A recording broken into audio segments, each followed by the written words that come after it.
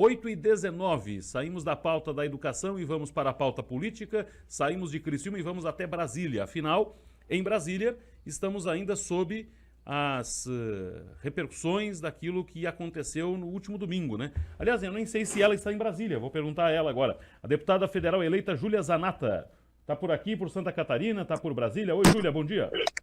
Bom dia, Denis. Estou no Balneário Rincão. Opa, então tá pertinho da gente aqui. Mas claro que está de olho nos acontecimentos de Brasília. O que você pode dizer do que aconteceu no domingo? Qual a tua avaliação daqueles incidentes, hein, Júlia? Pois é, primeiro bom dia a todos, bom dia a todos os teus ouvintes, bom dia deles, obrigada sempre pelo espaço.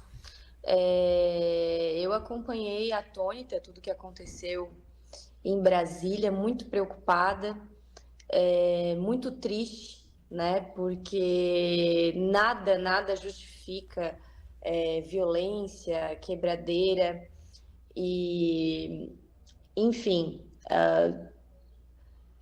a gente não tem palavras para dizer o que aquilo significa, né? Ao mesmo tempo estamos acompanhando, porque muitas pessoas estão mandando mensagem dizendo que as pessoas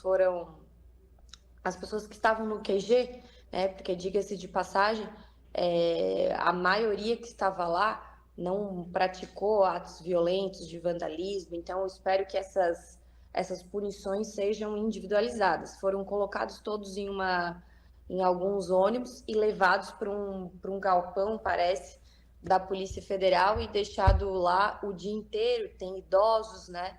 Tem crianças. Então, o pessoal está pedindo para que a gente acompanhe isso. E eu, como não fui empossada ainda, né? Não tenho uma estrutura de gabinete montada ainda em Brasília, né? Não tenho lugar ainda para ficar em Brasília. Estou conversando com alguns outros parlamentares, né? Lá que já tem casa em Brasília, até que mora em Brasília, como a Bia Kicis, que é do próprio DF, está acompanhando isso de perto. E assim, né, Denis, eu até vi a tua manifestação na tua rede social particular, falando de Jair Bolsonaro e tal, mas Jair Bolsonaro nunca orientou ou estimulou qualquer tipo de violência. Muito pelo contrário, até postei na minha rede social que quando Jair Bolsonaro falava que ia atuar sempre dentro das 4 linhas da Constituição, havia um grupo que chamava ele de frouxo e que não ia fazer nada, que isso, que aquilo. Então, por vezes, até eu postei isso ontem também na minha rede social, que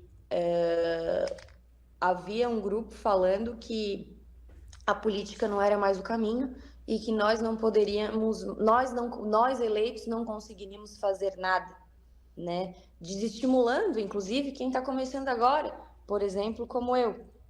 Mas parece que após ficarem dias e dias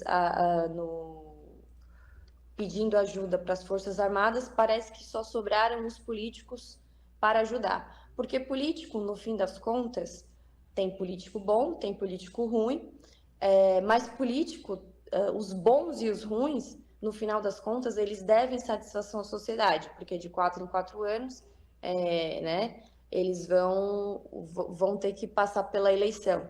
O judiciário não passa por eleição, as Forças Armadas não passam por eleição, e eventualmente tem uma preocupação, às vezes, né, não todos, tem uns que têm o sentido, não dá para generalizar de nenhuma forma, nenhum setor da sociedade, nenhuma instituição. Mas, de certa forma, eles não têm que dar essa prestação de contas direta para a sociedade, como o político tem de 4 em 4 anos. Então, espero que todo brasileiro tenha serenidade para acompanhar tudo o que está acontecendo. Fiquei muito preocupada também, Denis, com a fala do Lula logo após o acontecido, porque achei que ele ia vir com uma fala para apaziguar os ânimos, né, que é o que nós precisamos no momento, mas de forma alguma ele fez isso. Ele chamou todo mundo de nazista, todo mundo de fascista, em uma gafe, inclusive, chamou todo mundo de stalinista e falou assim, opa, stalinista não.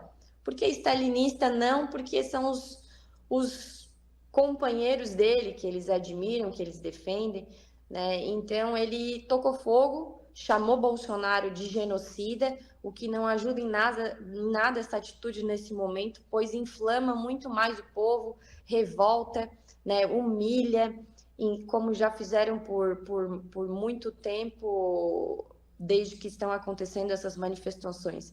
E é importante lembrar que, por exemplo, aqui em Santa Catarina, as pessoas que ficaram aí reunidas em acampamentos em frente aos quartéis aqui, nunca se viu nenhum tipo de violência, pelo menos não que eu tomei conhecimento, certo? Nunca se viu nada desse tipo. Agora, é importante frisar também que a única saída que nós temos nesse momento é a saída política, certo? Nós precisamos acreditar nesse momento, por mais difícil que seja, por mais doloroso que seja, que existe uma saída política para o Brasil. Ou seja, nada que remeta a uma descontinuidade democrática. O Lula é presidente e assim será por 4 anos, ou se comportar bem, né, deputado? É isso? Qualquer solução, mesmo para retirar o Lula, está dentro da política, Denis. Perfeito. Júlia, olha só. Claro que nós, e você frisou isso também, sempre frisando, né, Denis, que isso não impede as minhas posições firmes, as minhas posições fortes, porém eu fui eleita para ser representante política, o meu papel é político, cada um tem um papel, né, dentro da sociedade. Tem alguém que faz um papel cultural, alguém que faz um papel de militância, outro que faz um papel político, certo? E muitas vezes eu recebi mensagens tipo assim, sendo que eu nem assumi, né? Vocês não vão fazer nada com isso, com aquilo. E daí eu falava assim, mas que tipo de coisas? Porque eu votei em ti. Tá, mas você votou em mim para eu ser sua representante e fazer oposição forte, firme, como com certeza eu vou fazer, da Câmara dos Deputados. E aí muita gente responde assim, mas Júlia, você não vai conseguir fazer oposição, porque não vai ter espaço para oposição, vocês serão esmagados. Bom, mas então não estou dizendo que a pessoa que está falando isso está errado, porque nós estamos sofrendo perseguições. Na minha opinião, como sempre deixei claro, nós não estamos vivendo um momento democrático pleno, nós estamos numa democracia capenga, nós temos sim jornalistas perseguidos, nós temos sim deputados calados, censurados na rede social, certo? Mas ainda assim eu não vou me amedrontar e dizer que eu não vou fazer nada lá. Deixa então acontecer, eu ser perseguida, eu ser calada, agora eu vou cumprir o papel pelo qual o eleitor votou em mim. E, inclusive, quem votou em mim votou porque confia, porque acreditou, porque viu coragem. Então, a gente foi eleito, aqueles que, quando as pessoas me perguntavam, Júlia, por que você não está indo nas manifestações? Eu fui orientada para tal, eu falei, né, de não ir em manifestações em frente aos quartéis. Mas isso... Não, o político, ele é feito também para saber o que e quando fazer, né? Então, e dentro de qual espectro atuar, certo? Por isso, Denis, que eu tenho certeza que eu vou cumprir com aquilo que eu prometi durante a campanha, a partir do dia 1º de fevereiro, com a atuação, e já tenho feito muito trabalho, sempre estou presente, falando com as pessoas, né, em que pese muitas vezes a gente seja criticado, que faz parte, ossos do ofício, mas uma coisa ninguém vai poder falar de mim, que eu me omiti ou que eu fiquei distante, que eu sumi. Quero cumprir com o meu papel de política dentro daquilo que me propus na eleição. Você teme, Júlia, que possa acontecer algo que ameace a liberdade do ex-presidente Jair Bolsonaro? Com certeza. Acho que os ânimos aí, né, já teve senador Renan Calheiros, parece que foi ele que pediu a prisão a extradição, na verdade, do presidente para o Supremo. E curioso que eu vi até o Flávio Dino, que é o ministro que é comunista da Justiça, ele falando que não é caso de extradição, certo? E também vi uma mudança de postura ontem. Parece que o meu marido que falou, eu nem vi. Parece que o presidente Lula postou em seu Twitter, dando uma acalmada, dizendo que isso que foi feito não é coisa dos eleitores do presidente Bolsonaro, né? Porque o que acontece? Ontem, na reunião de governadores, Denis, inclusive o Jorginho Melo me ligou ontem, governador Jorginho Melo, porque ele tinha saído uma notícia que ele não iria Isso, que ele não iria. na reunião, É. com 27 governadores, né? E aí ele me ligou, Júlia, o que tu acha? Devo ir? O Tarcísio me ligou, vai. O Zema me ligou, vai. Quer dizer, ele me ligou falando que queria ir. Eu falei, não, tem meu apoio, Jorginho.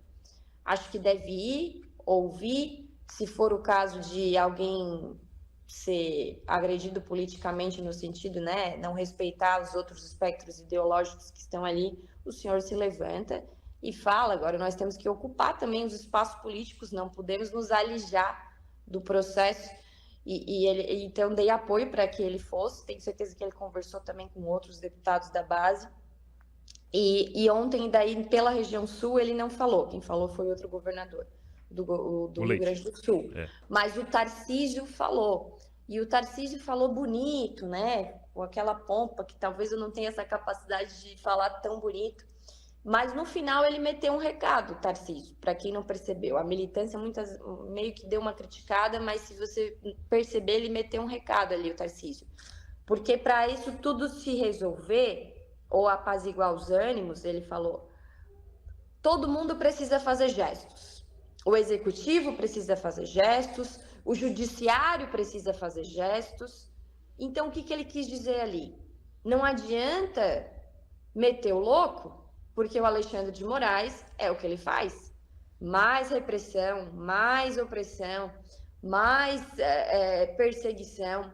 Então, está na hora de, inclusive, esse governo atual falar com o Alexandre de Moraes e dizer para ele que ele está apelando, porque senão as pessoas vão cada vez mais ficarem revoltadas, se sentirem menos confiança nas instituições, certo? E achar que o Brasil não tem jeito, e nós não podemos ter esse sentimento de maneira alguma.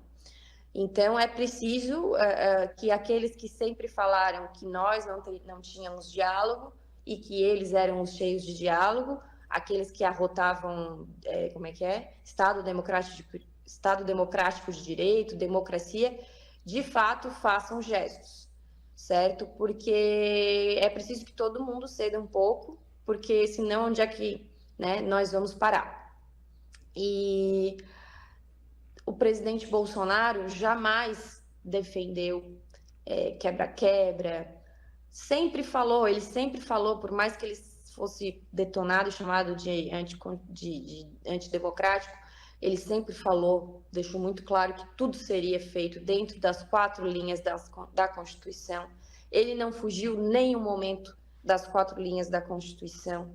Ele foi impedido de prerrogativas que eram dele, como, por exemplo, nomeação do diretor-chefe da PF. À época, foi um dos primeiros atos que o STF fez uma intervenção autoritária, e ele aceitou, mesmo muitas pessoas criticando, dizendo que não era para ele ter cumprido aquela decisão judicial. E, infelizmente, hoje, ele está lá nos Estados Unidos, inclusive hospitalizado, deve estar nervoso com tudo que está acontecendo no Brasil, porque ele é um cara que gosta muito do país dele, que ama o país dele, e eu tenho certeza que ele quer ver o Brasil dar certo, independente de quem esteja governando.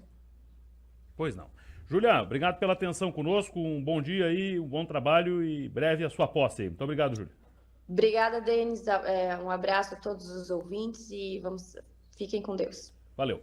Deputada federal eleita Júlia Zanatta, trazendo a sua leitura do cenário.